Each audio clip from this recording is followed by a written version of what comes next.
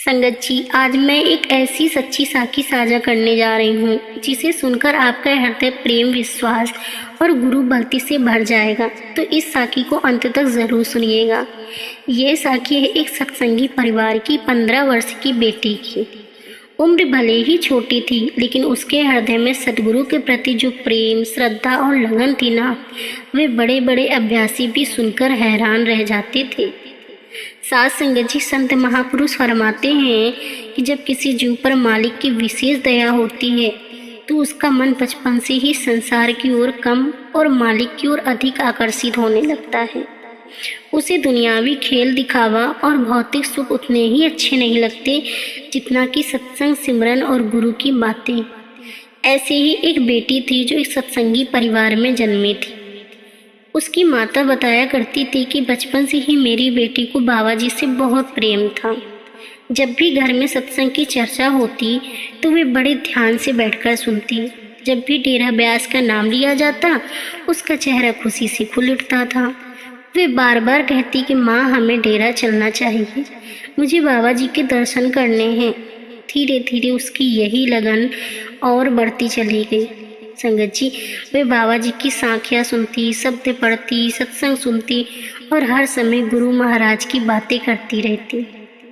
कई बार उसकी माता सोचती कि आखिर इतनी छोटी उम्र में इस बच्ची के मन में इतना प्रेम कहाँ से आ गया। एक दिन वह अपनी माता के पास आई और बोली कि माँ, कल रात बाबा जी सपने में आए थे।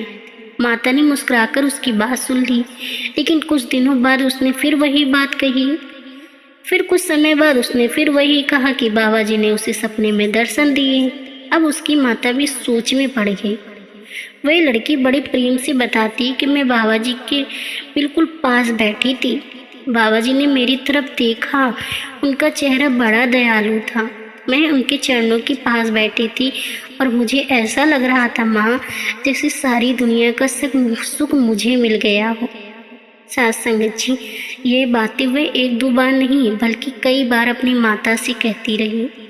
उसकी माता ये सब सुनती तो थी, लेकिन उसके मन में एक प्रश्न भी उठता था कि क्या ये केवल एक सपना है या इसके पीछे कोई आध्यात्मिक कारण है। एक माँ होने के नाते वे अपनी बेटी के बारे में सब कुछ जानना चाहती थी। इसलिए उसके मन में ये इच्छा पैदा हुई कि यदि कभी मौका मिला तो वे बाबा जी से यह प्रश्न अवश्य पूछेंगे। संगत जी, समय बीतता गया। कई बार वह सवाल जवाब कार्यक्रम में गई। हर बार उसने सोचा कि आज बाबा जी से पूछूंगी, लेकिन उसे अवसर नहीं मिला। कभी समय समाप्त हो जाता तो कभी और किसी का प्रश्न लग जाता, लेकिन उसके मन की तड़प बनी रही। आखिर वह दिन भी आ गया जिसका उसे लंबे से इंतजार था।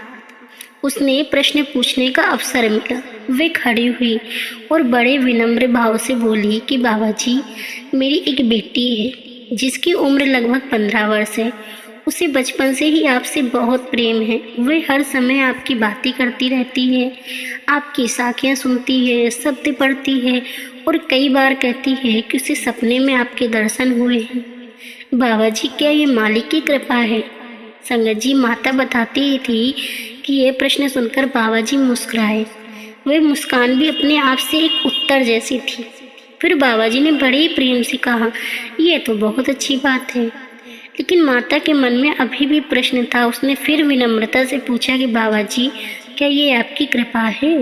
तब बाबा जी ने बहुत सुंदर उत्तर दिया। संगत जी, बाबा जी ने कहा कि बेटा, जब हम किसी से प्रेम करते हैं, जब हमारा मन किसी के साथ जुड़ जाता है, तो हमें उसके बारे में ही ख्याल आते रहते हैं। दिन भर जिन बातों को हम सोचते हैं, वही बातें रात को सपनों के रूप में दिखाई देती है। संगत जी, ये उत्तर केवल उस माता के लिए नहीं था, ये हम सबके लिए भी एक बहुत बड़ी शिक्षा है। जरा सोचिए, यदि हमारा मन दिन भर संसार में रहेगा तो सपनों में भी संसार ही दिखाई देगा। यदि मन धन दौलत और इच्छाओं में रहेगा तो वही विचार हमारे भीतर घूमते रहेंगे। लेकिन यदि मन गुरु की याद में रहेगा, सिमरन में रहेगा, सत्संग में रहेगा, तो उसका प्रभाव हमारे विचारों और सपनों दोनों पर असर पड़ेगा। बाबा जी ने आगे समझाया कि बच्चों को बचपन से ही सही दिशा देना बहुत आवश्यक है। उन्हें मालिक से जोड़ना चाहिए, अच्छे संस्कार देना चाहिए। यदि बचपन में मालिक का प्रेम मिल जाए तो जीवन की दिशा बदल जाती है। साथ संगत जी, आज के समय में बच्चे मोबाइल, टीवी और इंटरनेट में इतना उलझ जा रहे हैं कि माता पिता चिंतित रहते हैं कि बच्चों का मन पढ़ाई में नहीं लगता, गलत संगति में ना पड़ जाए। लेकिन यदि किसी बच्चे का मन सत्संग में लग जाए, गुरु की बातों में लग जाए, सिमरन में लग जाए, तो इससे बड़ी खुशी और क्या हो सकती है। उस महात्मा ने बाबा जी को राधा स्वामी कहा और बैठ गए। उसके मन को शांति मिल गई। घर लौटते समय उसके हृदय में आनंद आया। उसे अपने आप से उस प्रश्न का उत्तर मिल चुका था। संगत जी, घर पहुंचकर उसने अपनी बेटी को देखा। बेटी पहले की तरह ही प्रेम से बाबा जी की बातें कर रही थी। माता ने उसके सिर पर प्यार से हाथ रखा और मन ही मन बाबा जी का धन्यवाद किया। संगत जी, इस साखी का अर्थ केवल इतना नहीं है कि किसी को सपने आते थे। इसका वास्तविक संदेश इससे कहीं अधिक गहरा है।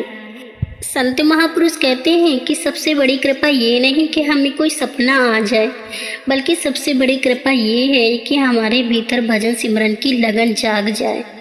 सबसे बड़ी कृपा ये है संगत जी कि हमारे मन में सत्संग का प्रेम पैदा हो जाए। और सबसे बड़ी कृपा ये है कि संसार की भीड़ में रहते हुए भी हमारा मन मालिक की ओर मुड़ जाए। कई लोग अनुभवों के पीछे भागते हैं।